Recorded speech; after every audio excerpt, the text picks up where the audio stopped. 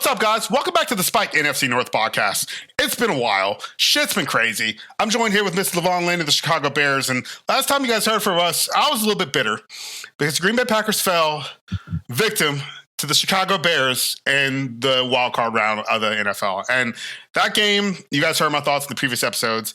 I'm very, very unhappy with the way that game ended. I loved the first half. But, today we're going to talk about Mr. Lavon Lane because, as we know, the Chicago Bears went on to play another game against the LA Rams, and it was a doozy. Lavon, welcome back to the show. Let's have a spike, and then let's hear what you got to say about it, bro.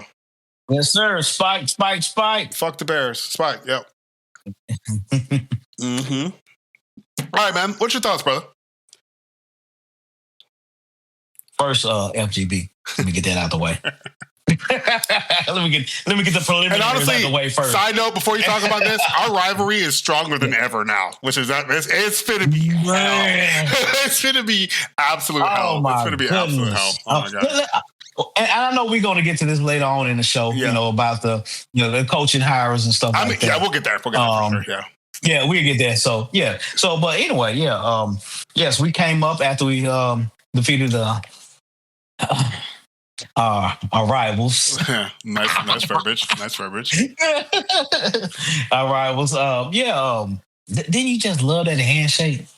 Honestly, dude. Okay, let's talk about that. I know you're going to go about that. This show is going to be all over the place, chat. I'm sorry, it is. I haven't talked about boy in a minute. So it's going to be all over. Yeah, but dude, so this whole Ben Johnson, Matt LaFleur hatred thing is actually fucking insane, bro. Like, it's actually kind of cool. Bro. And, I think that was a huge part about, because, obviously Matt LaFleur got extended. I don't know if I said this in the last show, but since then, Matt LaFleur has been extended. And, he's going to be around for a couple more years. It was a long-term investment. But I'm kind of glad that we have a face to put to both sides of this rivalry now. It's definitely Ben Johnson versus Matt LaFleur. I think that's huge. Mm-hmm. You know what I mean? And I'm like, honestly, you guys had a lot of fire going into your playoff run. We'll get into your game in a little bit. But I mean, dude, I like that there's some consistency there. I think that's super cool. I also like that. I mean, I like it now. Doesn't mean next year I'm not going to change my fucking mind. But I wish I probably will, chat. But I think there's a lot of good things going there. Lavon, how does it feel from your side, actually being reputable, actually going farther, finally tackling your demon, bro? Man, for a long time. But, one thing I would like to say is the fact that, when y'all beat us that very first time, Matt LaFleur, he ran. I know he was excited. Yeah. You could tell he was excited. He gave him that handshake, pat on the back, gone. I was like, wow, okay. So second time, you know what happened the second time? What happened the second time? I fucking know. I absolutely know, bro. Yeah. So second time, they both, casual, going back separate ways. This last time in the playoffs, where it really counted, Ben Johnson, he threw me off. He was like, same thing. I'm like, shake hands. Bam. No, he didn't pat. He shook your hands and he was gone. Yeah. He was gone to the locker room. Mm-hmm. Like, no, he didn't go to the locker room first because here's the thing, the camera still stayed on Ben Johnson. Ben Johnson was celebrating, and Ben Johnson fell on the ground. Like, why? I mean, it was crazy. Mm-hmm. He was so excited that he fell on the ground, and everybody was picking him up and everything. But one thing I love about it, and you say you see it sometime when they're in the locker room and the camera's in the locker room, and he was like, "Man, I hate them." Yeah, that was huge, bro. And I think my fan base responded to that like some fucking pussies, though. Some of us did. I mean, I love to see that. I love that. I think that's healthy. Yeah. I think that's very healthy. Lit a fire, But continue. I'm sorry. Yep. And people try to the fans try to get Ben Johnson to send an apology out. Yeah, fuck that. They try to petition. As a Green Bay Packers diehard fan, I don't want to see that shit. Fuck that shit. Shut the fuck up. You said what the fuck are we talking about? This is the oldest goddamn rivalry in fucking professional sports. Thank you. From America. Like, what the fuck are we talking about? Yes, that's what we need. Because to be real, raising the stakes. I mean, obviously this rivalry's been heated in the past, man. But like, full transparency, it's never been this good.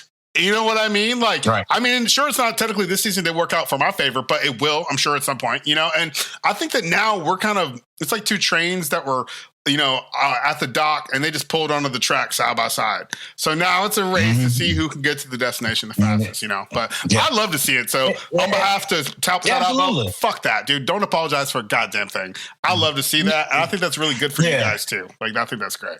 Yeah, absolutely. And you know, it's a good thing that you said that as a Packers fan, because you see social media all over the place. Yeah, however, let me say this. Also, I don't know how much of that rumor was true, though. I am curious about it. I never looked into it, but, you know. True. Yeah, but anyways, continue. That's true.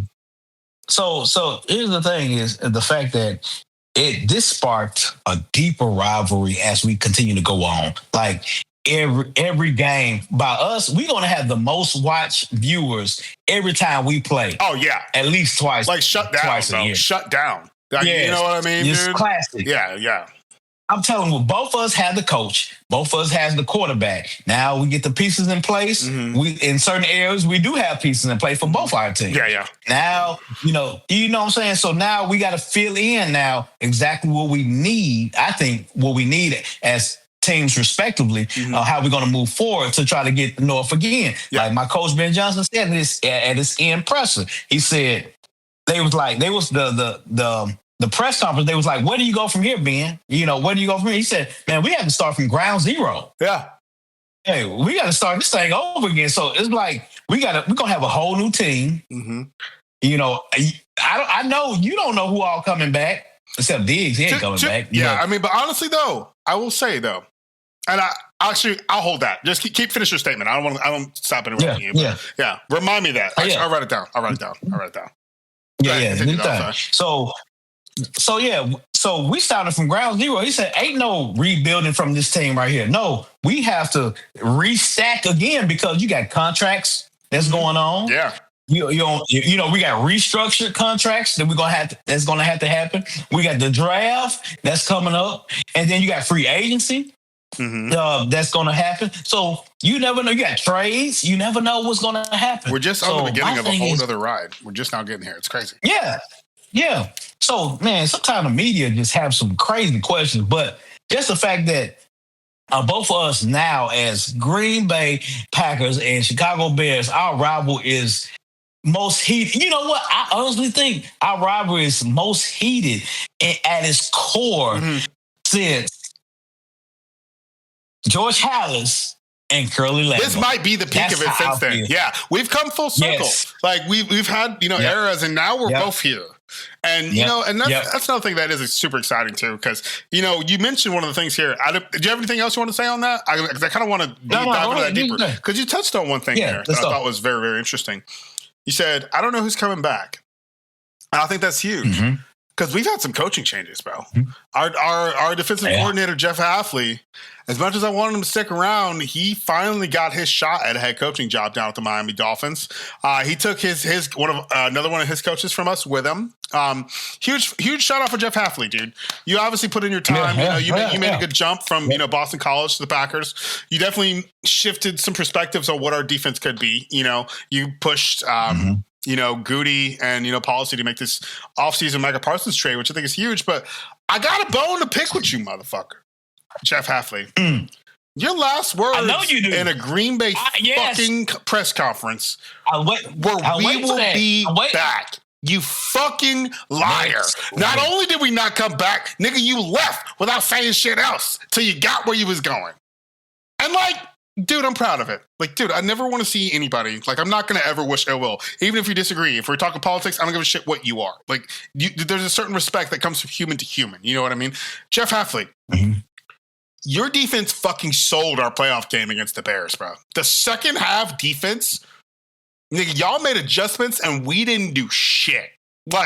Didn't do shit. Lavon, let's talk about the playoff game. I know we've delved into it in the previous episode, but we were beating the fuck out of y'all in the first half. 21-3. Beating the shit out of you, bro. You was happy, you was content, you was comfortable. But I wasn't saying anything yet. I was still worried. I was still I think I put the eyes in the chat sideways or something like that. I was like, I'm not gonna go on here talking shit, It got to the point I didn't want to watch it. going into the third quarter because y'all was getting the ball back. Yeah. Y'all was getting the ball back. So I'm like, oh man, should they getting the ball back? The way they scoring? Yeah. But then guess what happened?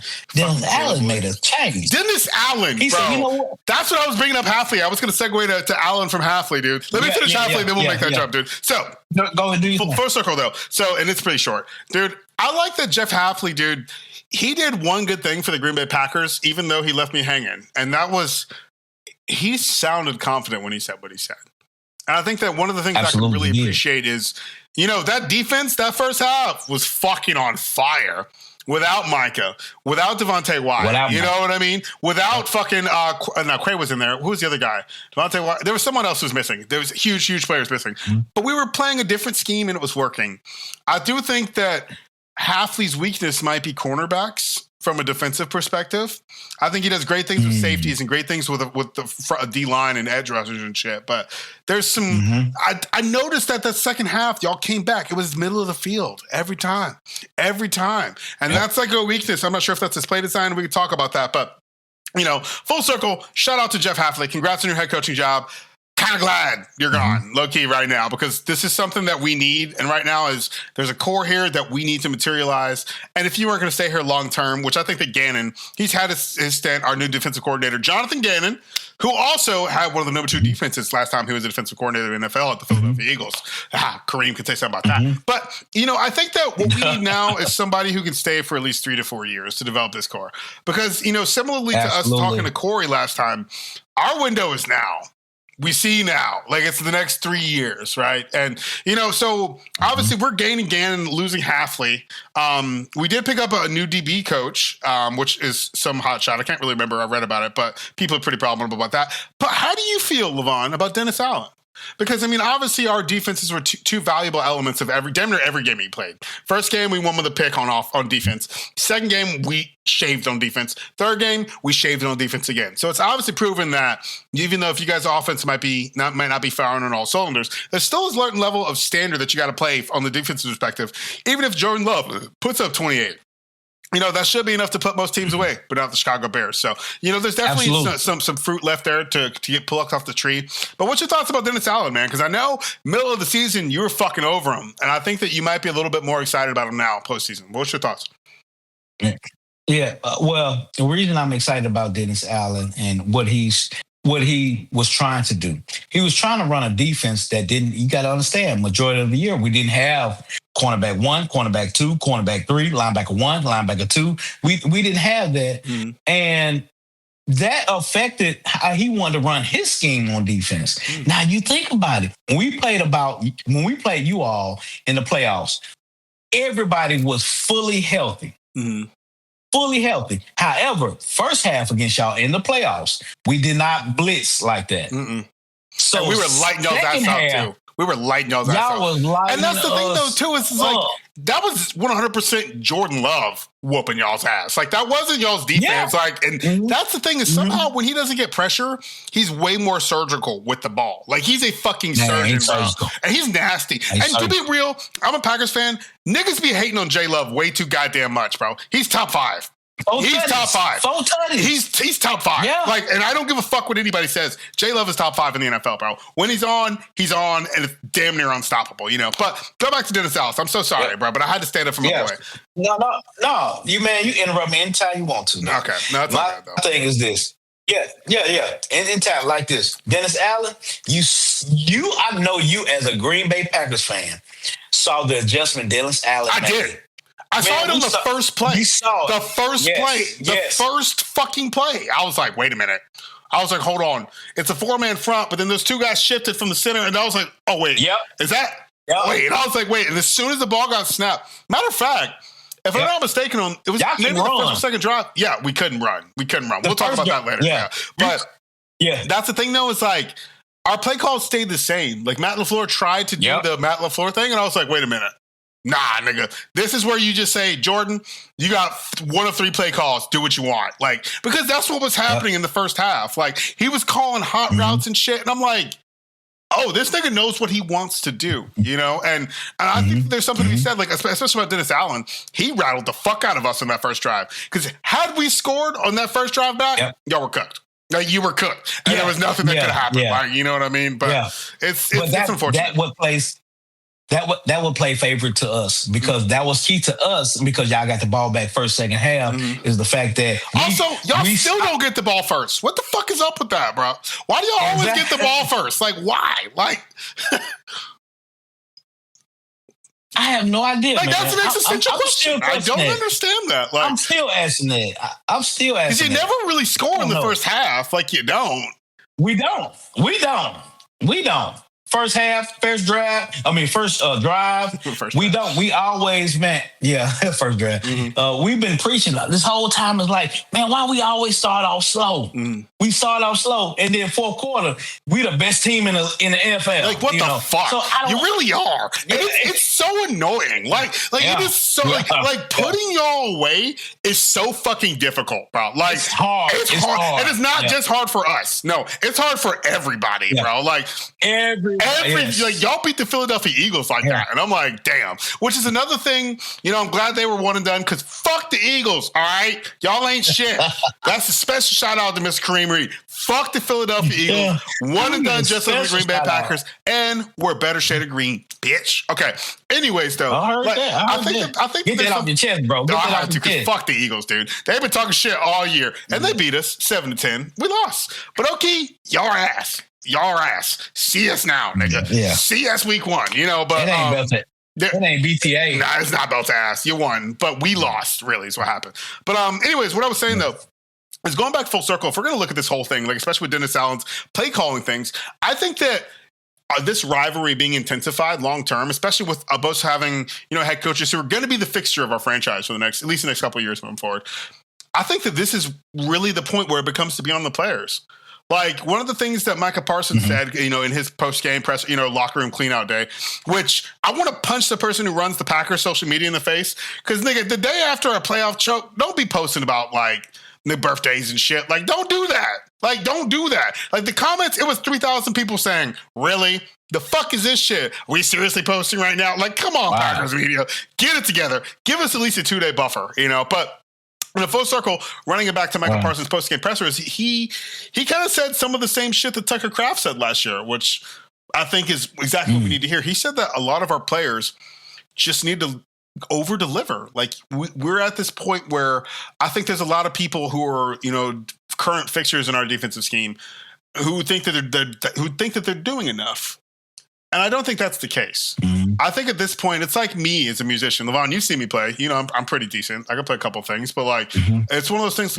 Actually, I'm pretty fucking good. Sorry. I was trying to be helpful, but I'm pretty fucking good. But it's one of those things where like, dude, I think about what got me to master my instrument. And I'm like, it's not about just being able to play the songs you know.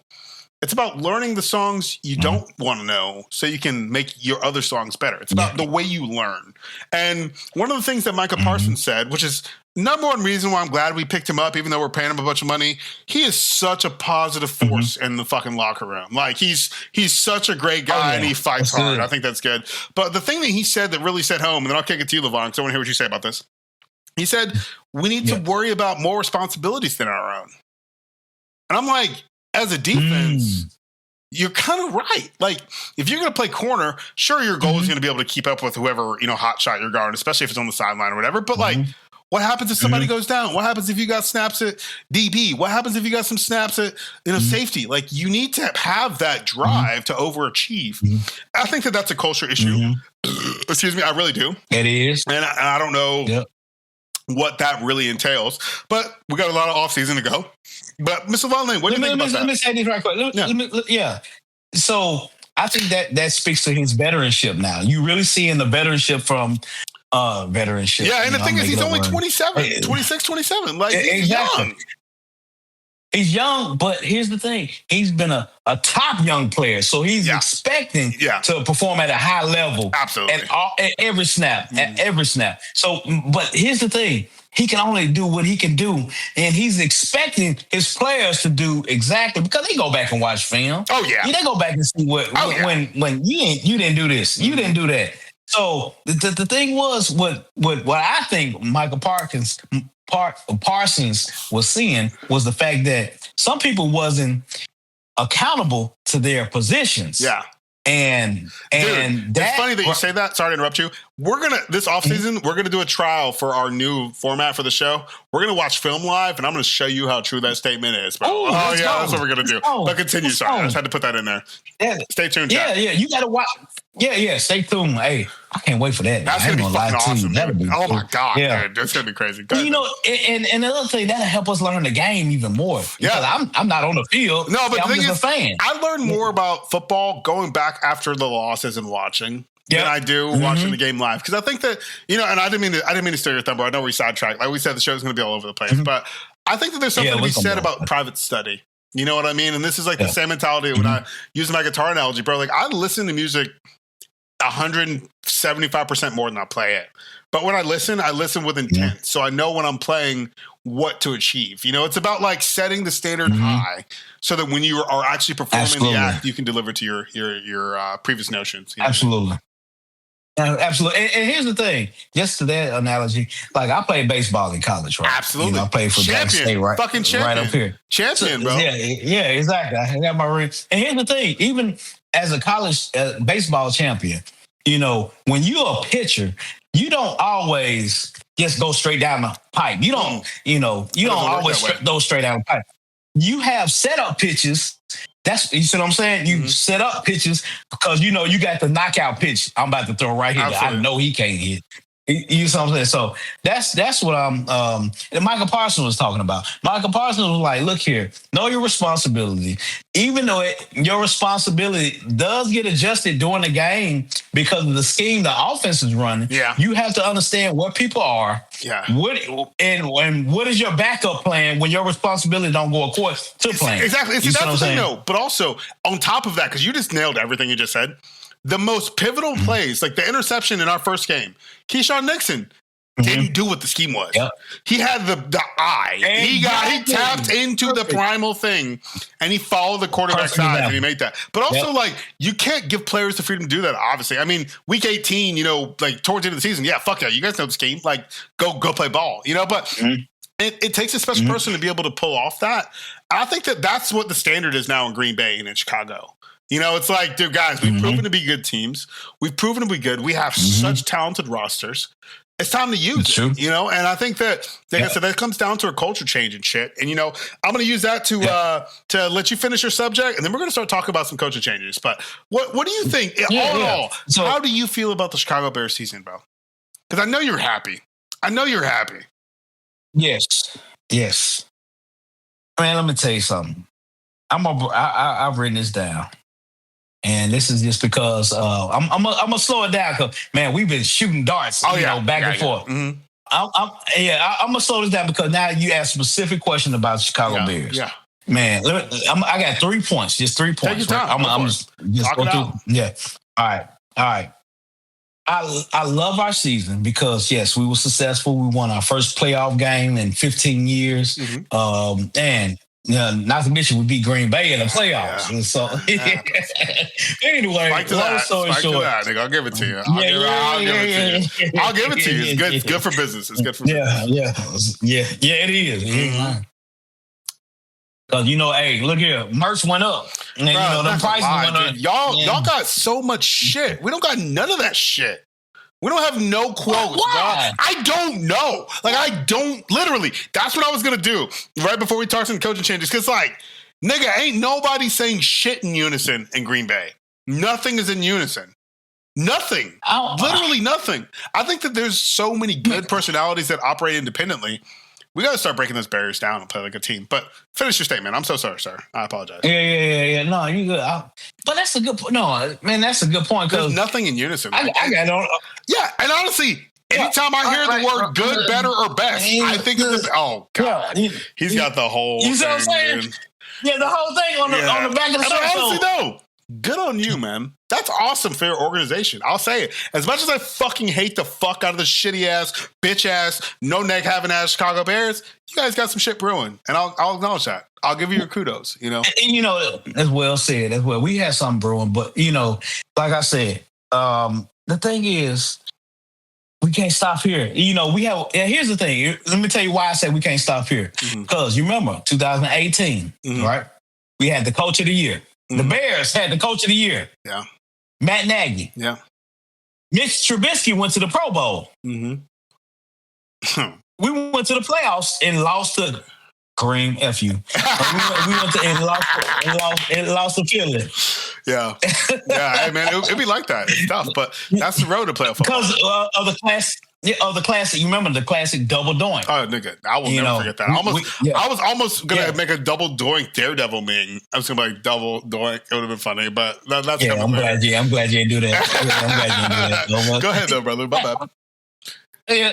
All right. So let me break down my three my pointers of the year. Yeah, we had a great year, but however, everything is going to be with the number 5 in it. My 3 points has the number 5 in it. I love that. You know I like doing this. You know 5 is my number, so I love that. I love that. Okay. Oh, well, you're going to like this then. Yeah, I love that. You really going to like this. You really going to like this. All right. My number 1 point is we were top 5 in the league in drop passes. Ugh. You know, you're making me look it up, but I like that already. It's sparking growth. Okay. Can you imagine if we didn't drop all them passes? Can you imagine if we didn't? That last drive in the playoff game, nigga, he hit Watson, bro. He hit Watson, bro. Like, and that pass was fucking crazy. That pass was crazy. Love was balling in that game. That's why it hurts. But my bad. Continue. I'm sorry. Go ahead. No, you can look it up. But like I say, top 5 in the league in drop passes. Caleb would have been over 4,000, y'all. You know, it's one of the things that but it's still ain't though. Bears ain't got he still ain't. Exactly. Man, we left at least 450 yards on there, and he threw for 3,900 yards, of course, during the regular season. All right, that's number 1. Number 2. Oh, fuck. Did you know this? Not near up. We were way down on the list, and I thought, okay. I thought we were top 10, nigga. We're like number fucking 18 on the list. Like, we're not terrible. Okay. Oh, but continue. No go for it. Yeah. We was in the top 5. Yeah, I see it. Yeah. Yeah. So, do you know what specific number we was? Did it say? Well, the number? You're number 5. I'm looking at it right now. Yeah. So the top 5 teams are Jaguars with 45. The Jaguars still made it in the playoffs with 45 drop passes. That's fucking insane. Like, that's insane. Them right underneath them, which is the Broncos. Fuck the Broncos. We don't like the Broncos. All right. No. Then the Chiefs with 30, Jets with 30, and the Bears with 29. See what I'm saying? Yeah. So, hey, my numbers is accurate, what I'm about to say. Okay. By 5. All right, that's 1. Number 2 is this.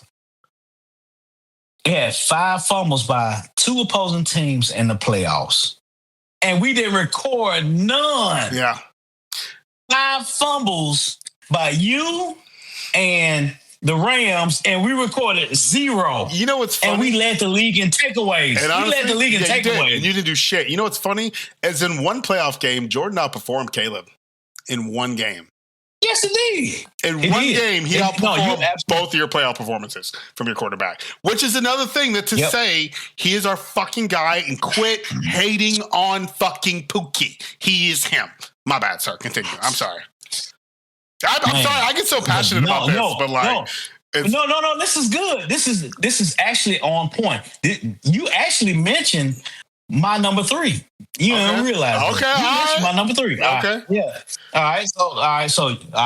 right. So first one, number 1, top 5 in league and drop passes. Yeah. Number 2, of course, 5 fumbles from 2 opposing teams, Rams and Green Bay. We didn't recover none, 0. Mm-hmm. All right. Number 3 is Caleb threw 5 interceptions in 2 games. 5 interceptions in 2 games, and he threw 7 in 17. Mm-hmm. Come on. You know how many Jordan Love threw in the 7 playoffs? and 17. How many did Love throw in the season? Let's look that up. 6. He threw 6. You dude, what? I'm just saying, bro. Like, bro. I know. And this 0 is a rivalry against Chicago. You have to know my 0 opponent. against Chicago. Exactly. That's in 3 games. Y'all didn't pick us one time, right? Yeah, you did. You didn't pick us one time in 3 games. Okay. Anyways, continue. I'm sorry. No. You want to talk about it. So we'll get to that though. But my point is, Caleb threw 5 interceptions in 2 games in 17 games. Make that make sense. Dude, that's the NFL this year, though. Nothing makes sense. That's true. So the question is, am I disappointed? Yes. Really? Yes, I'm disappointed. I'm disappointed. Yeah. I'm disappointed. Not from a defensive perspective, because our defense, what it is, you know what our defense. You like, man, y'all supposed to run all over our defense. It's not. It's because of the execution of our offense. And the thing is, here's the thing.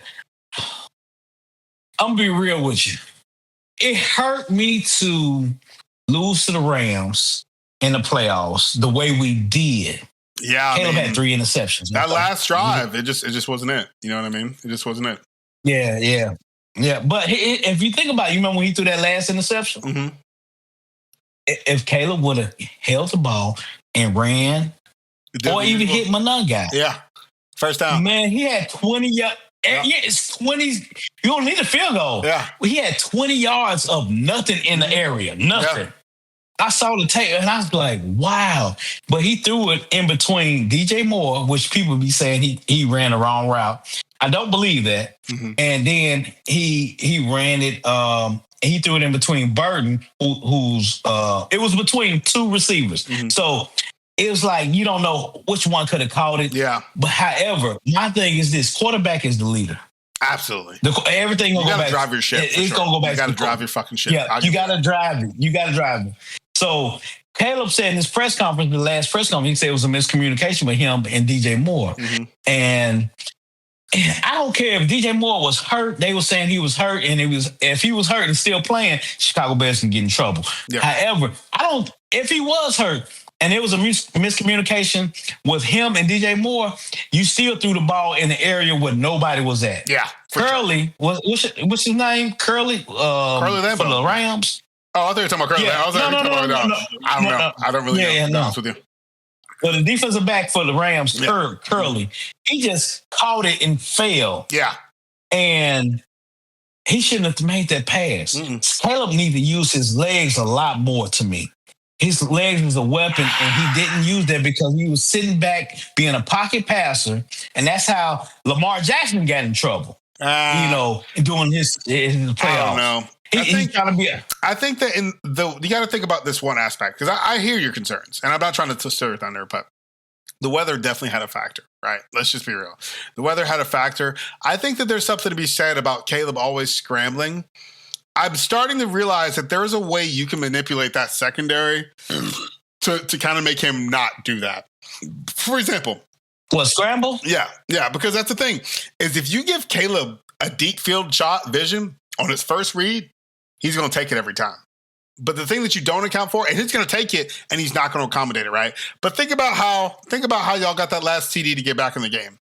That man scrambled back against us. That man scrambled back, ran back 25 fucking yards, then went to the left, then it opened up, then he threw a fucking dot. You know what I mean? So it's like Caleb he thrives on chaos.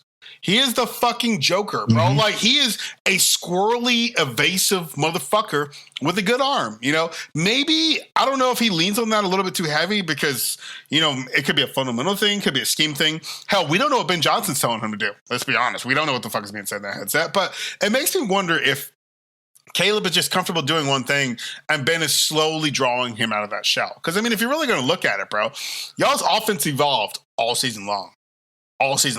Like, you know what I mean? Your defense was pretty standard the first half. We saw how shitty that started, but then you guys got on that run and things started changing. But if I were a fan of your organization, which let the record show, I will never fucking support the Chicago Bears. Fuck the Bears. Thank you. Yeah. Thank you. I hope never in your entire life. Fucking ever. Yeah, no. But I think that there's something to be said about you guys finally having a consistent season. I saw a level of consistency from this team and a level of passion and a level of unitedness that's honestly kind of scary. It's really, y'all's success this season has really made me reevaluate mine. And I think that that's something that very little people will admit about people. Yeah, for sure. It shows me where we fall short. We have the skill. Yeah. We have the fucking skill. It's not a question. And we're going to talk about, let's segue here a little bit. Let's talk about players coming back. I know I said that a couple minutes ago. Okay. Because I don't know. Yeah, let's go. I'm thinking, dude, we need a running back besides Jacobs, man. And this is just my personal thing.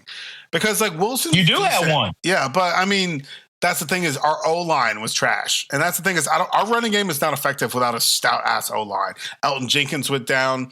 You know, like, there's just so many fucking injuries here, you know? And I don't know.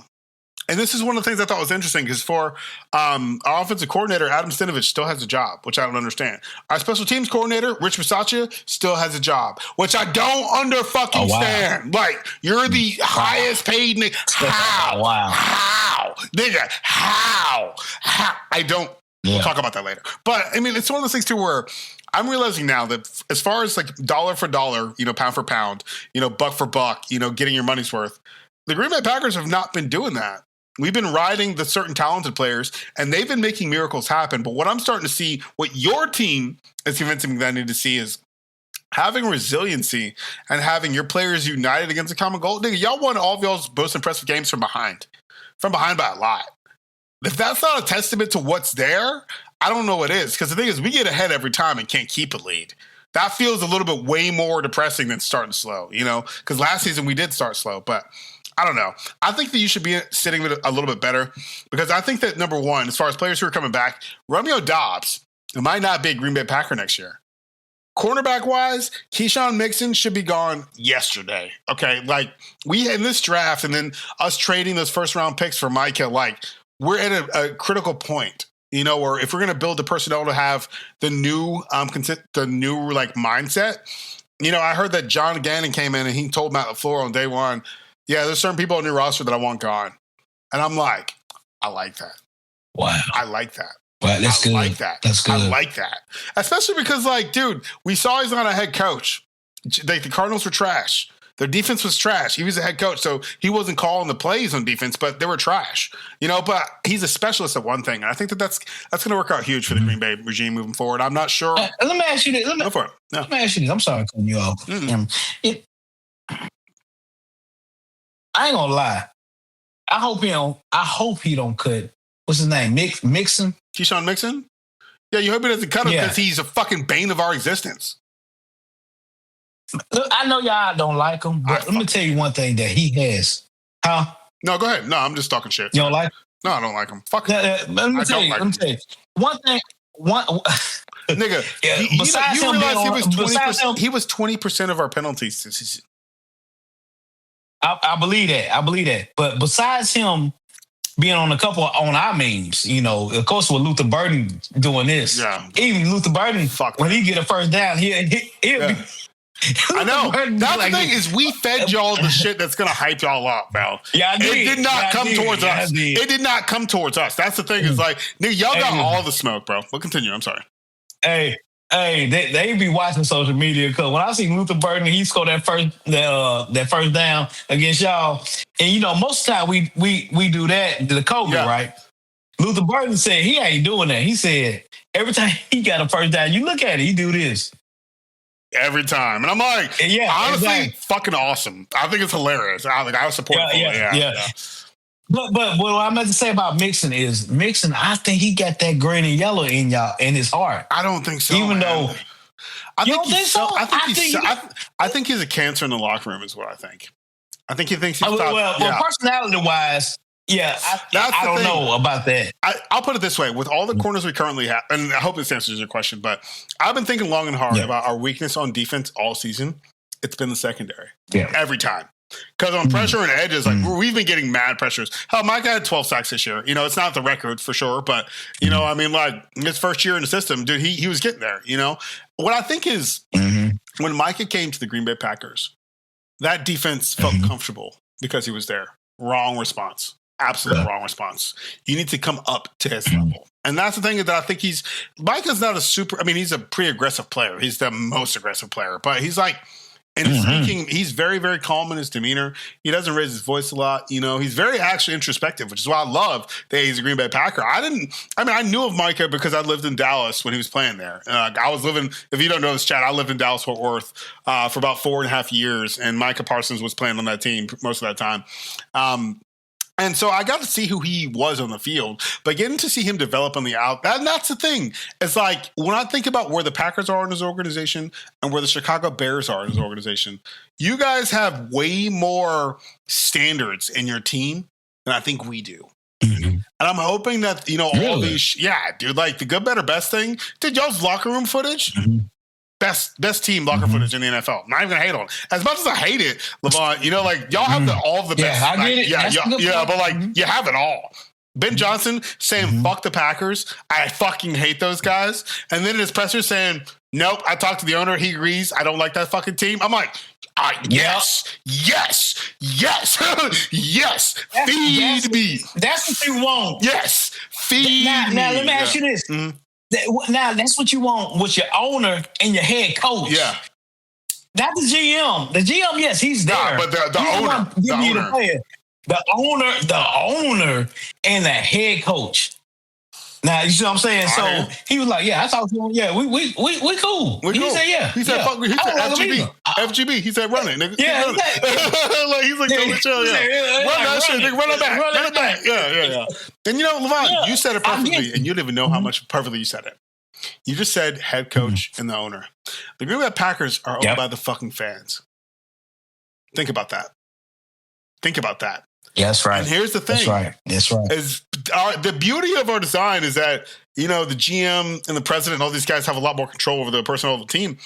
But also, that connection is useless without listening to them, at least to a certain regard. You know what I mean? And I think that the reason why, because I heard this rumor, and we're going to use this to segue into the coaches thing. But, dude, I was thinking about it, dude. John Harbaugh wanted to come to Green Bay. That's why he wanted to come. He did? Oh, he did. Notice his interviews didn't start until after Matt LaFleur's negotiation shit came out. Oh, he sure did. It didn't start. Right. It was the day after. The day after. Because John Harbaugh understands one thing, and that's maintaining a standard. Even though the Baltimore Ravens didn't really do shit, in the past like 5, 6, 7 years, he got him a Super Bowl. You know what I mean? Like he got his. Matt LaFleur hasn't got his. And I think that, him going to the New York Giants is a good thing. But in retrospect, I think now, going back to our original topic, the fans are so passionate and we're vocal. And one of the things about the Packers fans is we talk a lot of shit. A lot of us aren't fucking happy a lot of the time. But then you go to a game where the nicest fucking people. Like, the Packers fans have been voted like nicest fans by every fucking team ever since the beginning of time. Like, dude, you pull up to Lambeau, which I'm doing next year. You pull up to Lambeau and then like, dude, it's like, oh, you hungry? You want a brat your first time? Here, come on. You want a beer? Here. And like, that's something that I think is kind of hindering us and hurting us, is because our fans kind of show a certain level of analytics and willingness to entertain ideas that come from outside our organization rather than the people who hold authoritative positions within. And that's another reason why when the first, the whole rift with Matt LaFleur getting fired thing perturbed me so much or interests me so much, is because I was thinking about it and I'm like, what's the worst thing that could happen? Rehire Matt LaFleur, change nothing. Right? That's like another season of the same thing. Because it's not what I want, And a lot of teams suck and they would take him up. Like if Matt LaFleur had gotten fired, he'd have been hired the same day. I'm pretty sure. Same day or the next day after. Like it wouldn't have been time. But also it's like we need a fixture in place. Ben Johnson put a cap on top of the Bears hierarchy. And he is that fucking cap. He is the fucking, you know what I mean? And it's like, that's beautiful. Like, I'm so happy that you guys found a coach. He ain't going nowhere. Ain't going nowhere. And I think that's huge, but we need that level of confidence in our personnel, personally. Yeah, exactly. And so what is y'all confidence in Matt LaFleur after he get an extension? What is the confidence right now? I really think, and this is going to say this. We're going to say this and take a little intermission real quick because I need to get another beer. But I'll say this in passing. I think Matt LaFleur is a great offensive mind. I think Matt LaFleur has rarely been challenged by people who are a real threat to what he has. That's a great point. And I'm being 100% honest. Like, there have been times where I've loved the guy, winning second, dude, fucking like number one seed, like fucking multiple times, like MVP, and you know what I mean? Like I've seen all this and it's like, I'm really thinking down to the core of this guy. His entire fucking legacy is choking. He needs to break that barrier in his mind. Like, I'm being dead ass because you've seen it, dude. Dumbass challenges, random play calls, a fucking shotgun run on 4th down. Like, what the fuck are you doing? You know, but I think that, and I can't say this, I'm not a coach. I've never been a coach, but never really played ball, only for fun. But, you know, but like, man, we need some fire. We need to put some fucking scotch in that bottle and take a shot. You know what I'm saying? Like, we need some shit. Exactly what you're saying. And that's the thing is, like, people like to say you drink the Kool-Aid and don't know the flavor. We don't even know what fucking Kool-Aid we're drinking. You know what I mean? Like, and it's not even a matter of, like, nigga, we're colorblind and we don't know what color the jug is. You know what I'm saying? Hopefully it's green and gold, you know, but I don't know. Yeah. I don't see that. And, you know, I think that there's a lot to be said, you know, and honestly, Lavon, it's so awesome to be having this conversation with no holds because there's so much we got to say. We're at the end of the fucking season, man. You know what? Year 2 of the Spike coming up to a close. Let's take one more Spike. We'll take a commercial break for sure. Hey, one more Spike. Hey, man. Fuck the Bears. Yes, sir. Packers up this time.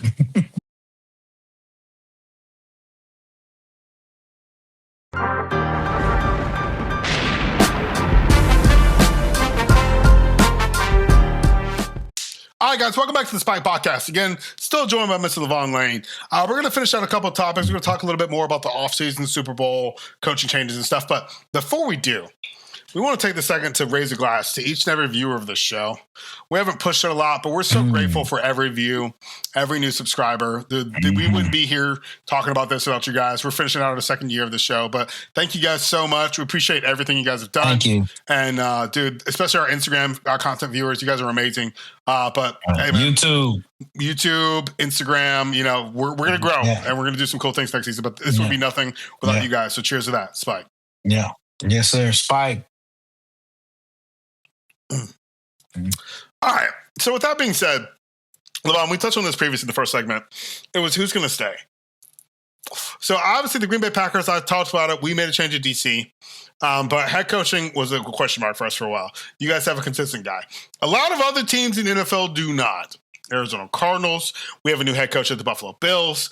Let's talk a little bit about this. Lavon, out of the coaching changes this season, this offseason, well, season/offseason, whatever you want to call it, who are you the most interested in? Man, that's a great question. I'm going to be real with you. What interests me is the Tennessee Titans. Really? That's an interesting choice. Okay. That's interesting. The only team without a coach yet. Interesting. No, they got a coach. Who? I thought they got Sailor. Did they? Robert Saleh? Oh, shit. Yeah, they Saleh. did. Yeah. Oh, Rob Saleh going to Tennessee? He's a defensive guy, though. Yeah. He's a defensive guy. What's your thought? And they just got. And hold on, before I get to that, they just hired. Hey, boy, you caught me off guard with this one. Yeah, I know. I kind of tend to do that. Yeah, you got me off guard with this one. It's okay. I'll talk about Titans for a second. You just keep looking up. So Robert Saleh, guess who his offensive coordinator is? Who? Dayball. Ooh. Can you imagine that? That's smart. That is super smart for Tennessee. That's actually revolutionary. Whoa. Thank you. That's why I say that's Tennessee almost Titans. as good as fucking Jim Harbaugh and Mike McDaniel. That's at the Chargers. Yes. Yeah. Yeah. Continue. I'm interested. Yeah. So my thing is this is when you have, you know, I'm coming from a Bears perspective, you know, when you have a defensive defensive minded head coach, and then, so for instance, for me, when we had Lovie Smith, we had Ron Turner. I think he was our offensive coordinator. And Ron Turner was the offensive mind. He'd been there, here, and there. But the fact is, you got Robert Saleh as Tennessee Titans. You got a second-year, amazing number one draft pick from 2025 quarterback on your roster. You got an offensive mind, Dayball, who can train him to think offensive mindedly. Like, he was with Josh Allen. Yeah. Just imagine bringing that wisdom and doing film studies with your number one draft pick in award. Man, this is amazing. I mean, that's why I think Tennessee Titans all season right now they rank high. They so far they can fluctuate one. They got to put some players in place, but like, so far that's the biggest splash for sure. You know, with that being said, too, so it's funny that you tapped on that because I think that mine is Todd Monken being a head coach of the Cleveland Browns. And I'm like, so that means that Harbaugh can't take his guy with him. So who is that going to be at the New York Giants? And with McDaniel going to LA, you know, with, you know, everybody kind of being solidified for the most part elsewhere, who does that leave? Yeah. Which I think the number one biggest thing is going to come around. And so what happens in free agency and what happens in the draft? Because the thing, I think we can both agree that one of the biggest chaotic, and we'll have a full draft post Super Bowl show with everybody. That'd be amazing. Yeah, it's going to be crazy. But to be real, to be real with you, I like the Chargers moves the most. Pulling Mike McDaniels in, just personally, dude, that's the only other city in the country he can wear capri pants in. Let's be real. Yeah, that's the only place you can go, you know? And I think that, you know, like I watched his presser and he came up and he was just like, hey guys, what's up?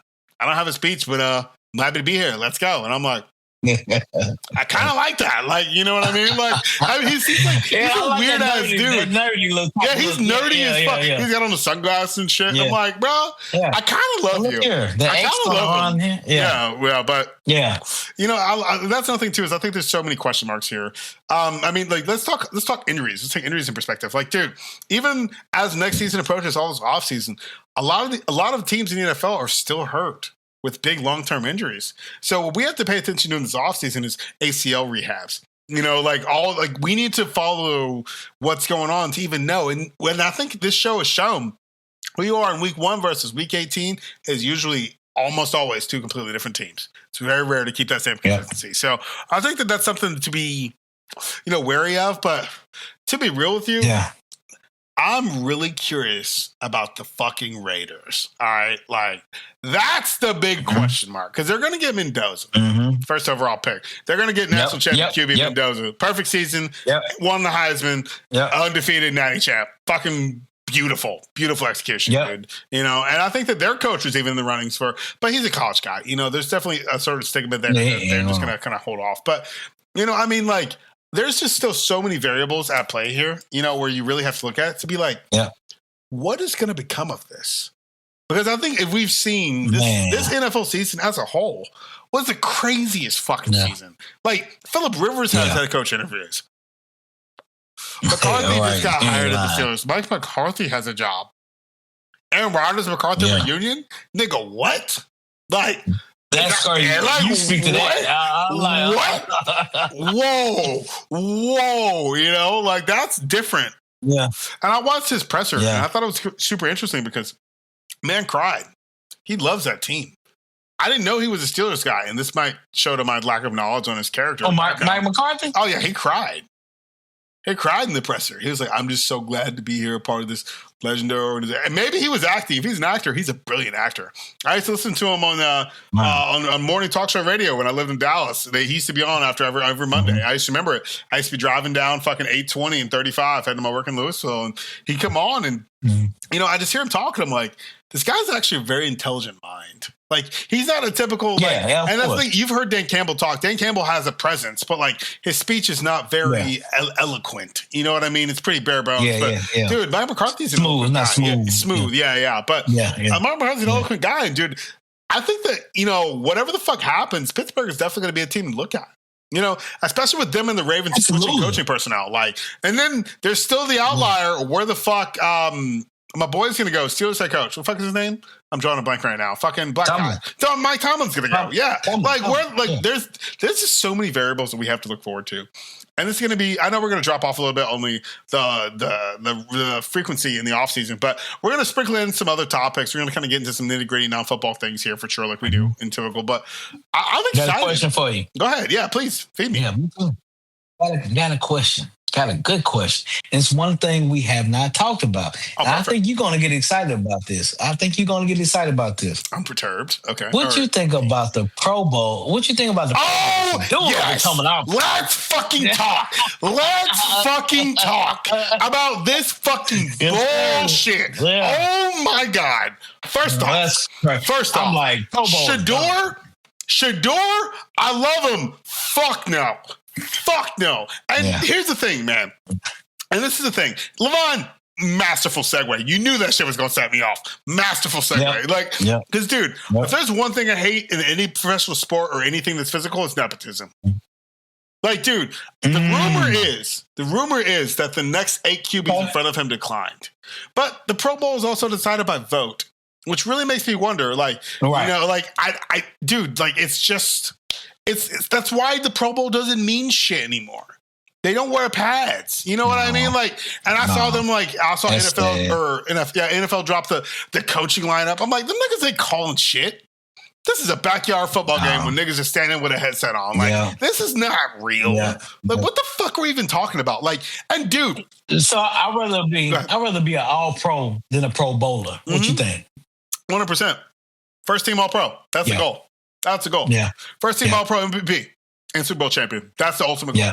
The Super Bowl champion. That's the goal. That's the goal. That's what everybody wants. Lavon, I love that you brought this up because, dude, this nigga threw more interceptions than he did touchdowns. But you're a Pro Bowler? Yeah. You're a Pro Bowler, nigga. And I'm tapping into my full-on black side right now because it's like, nigga, nobody in the yard gets to throw the rock with that kind of record, bro. Nobody. Like, if it's throw him up, beat him up, or anything, it doesn't fucking matter. There's a certain level of respect and civility that comes to being a quarterback in the National Football League. Now, with, their new coaching change, I think that the Browns front office is legitimately a fucking cancer. I think that if they gotten fucking Ben Johnson or Matt LaFleur or whoever to go to the organization, they all fucking tank. Because that organization runs terribly. When you got to write an essay to get a head coaching position? Yeah, I heard about that. Like the qualifications, like essay, character test, psychiatric evaluation. Like, what the fuck are we doing? You're the worst goddamn team in the league. Like, you have Myles Garrett, which is amazing, and that's your whole budget. I'm surprised he's still there. Boy, he's getting paid, bro. That nigga broke the stock record. He's good. He's good. Yeah. Myles Garrett's the best edge rushers in the National Football League, probably ever. Like, low-key. Like, I mean, like... You know what I mean? Like, sure, the things are different, but, like, motherfuckers are Titan, and he's having fun, and he's also leading by example. I think that that's what's more damaging to the Browns organization. It's because, like, dude, they don't even know who they are. They've never been anyone. They've changed every year. They don't have a standard. Their standard is being the shittiest team. And, with a guy like Shador, here's hoping Todd Monken can pull something out of that. Maybe he can cause the owner to make some fucking changes in the front office that gives him any sort of validity when it comes to draft conference. Yeah, possibility. Like, give them a fucking O-line, something, because they're not going to get like top dollar receivers. And the worst part is, even if we're talking about the Cleveland Browns, Deshaun Watson's going to be starting next year. Like, they're paying him an ass load of money.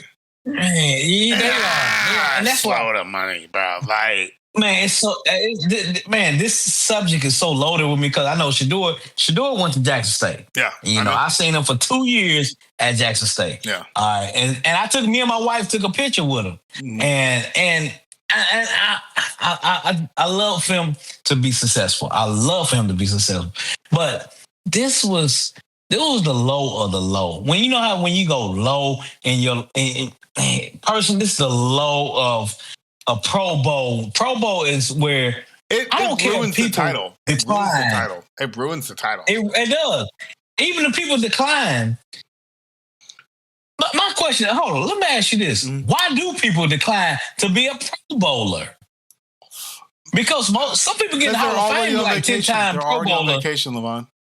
Once you lose, bro, the last thing you want to do is come back to do and think about, that's the thing is, if the Pro Bowl actually stood for something, people wouldn't be declining. Like, dude, look at it. Yeah. It's a public vote. It's like stats aren't really in consideration. It's the public's perception of your impact on a team. And I think, you know what I mean? Like, if Shador's, I know he's the son of, obviously, who's Dad Prime. But I mean, it's like, it kind of just ruins it. Like, you know what I mean? And even if he's third string or whatever the fuck, I don't know, whatever the fuck he is. It's still like one of those things where it's like, nigga, what's he going to do when he comes in? Probably nothing. He'll run back to the sideline and claps. And then it's on to the next nigga. Like, the Pro Bowl just has no real thing. If it was really, and here's my thing is, if we're talking about the Pro Bowl, I would really love to see them hype up the NFC versus AFC aspect of that. That's the way the Pro Bowl becomes awesome. It's like, nigga, and then especially depending on who wins the Super Bowl, because the Pro Bowl is typically like the Thursday before the Super Bowl, right? Yep. Yeah. So I'm like, dude. Actually, it's this week. It's this weekend. Is it tomorrow? This weekend. Oh, so it's this weekend. Yeah. Super Bowl's next. Yeah. Can you believe that, bro? Super Bowl already next weekend. Yeah. Can you believe that shit? It's already here. It's already here, bro. Yeah, it's crazy. And we'll get into that to round out the end of the show. But going back to the Pro Bowl, man, it's lost a lot of its allure because it's just a popularity contest. And that's, unfortunately, you know, I think that's kind of one of the current faults with the modern media design of the National Football League right now. It's because if you look at it like, dude, a lot of these players, especially the young ones, make more money off of a commercial than they ever do about being on a field. And that's the thing is you got to understand, I mean, it's a little bit different in the NIL era coming from college money to this because back in the day, like maybe 6-7 years ago, these motherfuckers weren't getting money. Now they're making money in college. So it's like they've adjusted to that level of, you know, notoriety. I mean, fuck, Carson Beck wasn't even taking classes at Miami. Like, you know what I mean? He's still making a couple million a year, you know, just playing ball. Like, he graduated years ago. You know, but loopholes, you know, like all the shit. And it's like, dude, why are these young men not able to deal with the steps? Number one is the money. Number two is the girls. And number three is the stage.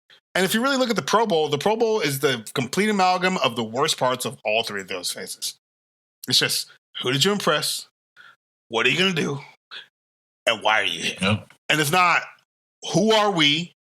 Why am I here to prove who I am? You know what I'm saying? Like, there used to be a dog in the fight, not a fight in the dog. And I think that right now, these motherfuckers are playing fucking, you know, doing swim aerobics with a fucking bunch of Dodsons right now. It's fucking pathetic. Yeah. Yeah. So let's, go ahead. No, go ahead. No, I was going to segue because I want to talk about one thing right now. We haven't talked about it yet, and it's this upcoming Super Bowl. Yeah, it's cool.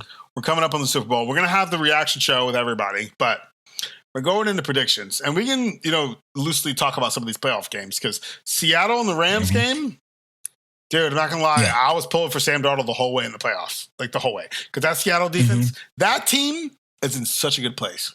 Such a good place. I think that there's something to be said about Sam Darnold's redemption because the refs this season have been fucking trash. And it's like, it's infuriating almost. And it really makes me wonder, like, are we going to get a fair game? You know, are things going to actually go in a way that, you know, allows things to not be controversial the day after? Because I think on paper right now, Seattle wins this game by at least 14 points. At least. That's where I'm at. What are your thoughts, Lavon, before we move further? Yeah.